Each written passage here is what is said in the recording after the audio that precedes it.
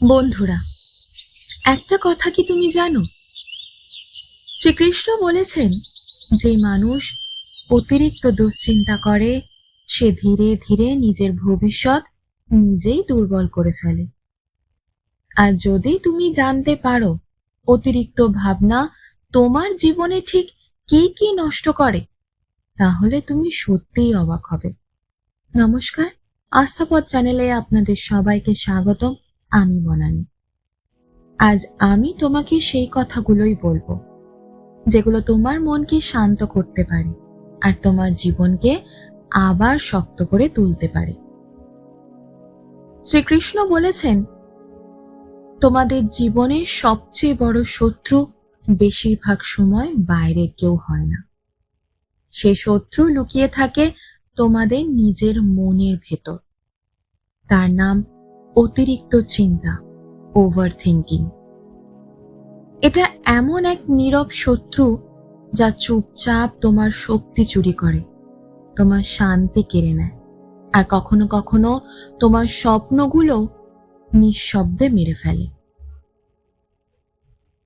এই দুশ্চিন্তা কিভাবে শুরু হয়? একটা ছোট কাজ সামনে এলেই তোমরা সেটা করার আগেই মাথার ভেতর হাজারটা যুদ্ধ শুরু করে দাও। এটা ঠিক হবে তো?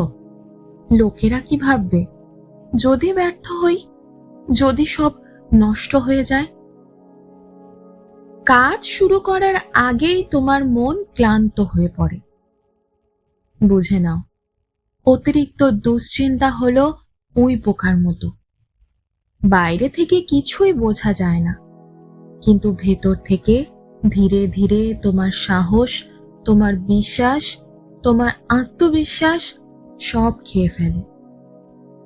শ্রীকৃষ্ণ বলেছেন, যে মন সারাক্ষণ ভবিষ্যতের ভয় নিয়ে বাঁচে সে মন বর্তমানের শক্তি হারিয়ে ফেলে।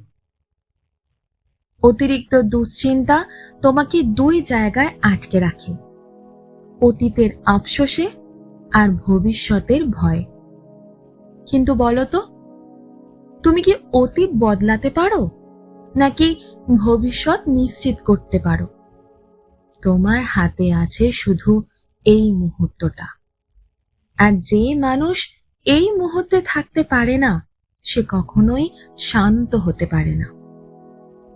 এই জন্যই শ্রীকৃষ্ণ অর্জুনকে বলেছিলেন, কর্মণ্যেবাধিকারস্তে মা ফলেষু কদাচন। তোমার অধিকার শুধু কর্মে, ফলে না। যতদিন তুমি ফল নিয়ে দুশ্চিন্তা করবে, ততদিন তোমার মন অশান্ত থাকবে। অতিরিক্ত দুশ্চিন্তা তখনই থামে যেদিন তুমি শিখে নাও নিজের সব শক্তি দিয়ে কাজ করা, আর ফল ছেড়ে দাও শ্রীকৃষ্ণের হাতে।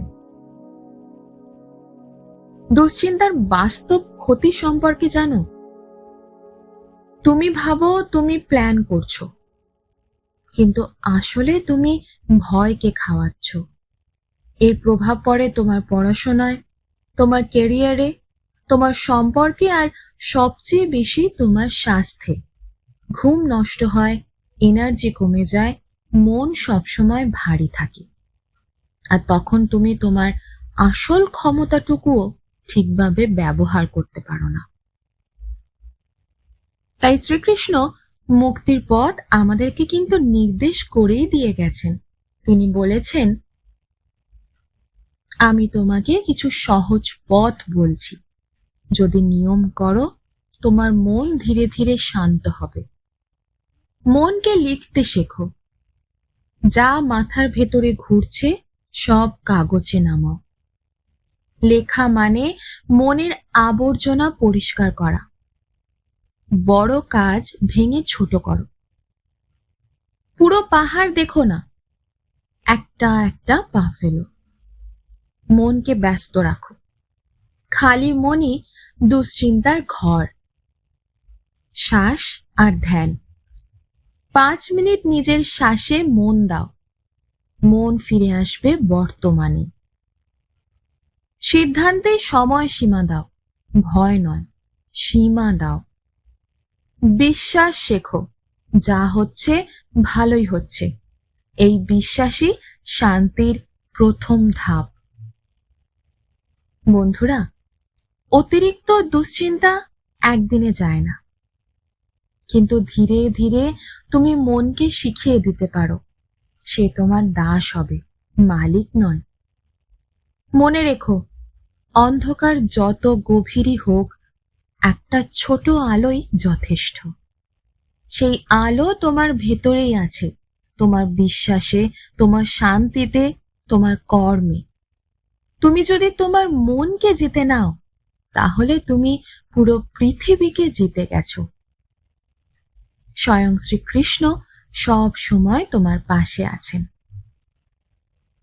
আমার এই ভিডিওটি যদি আপনাদের ভালো লেগে থাকে, তাহলে অবশ্যই একটি লাইক এবং সাবস্ক্রাইব করে নিন। আর কমেন্টে অবশ্যই লিখুন জয় শ্রীকৃষ্ণ।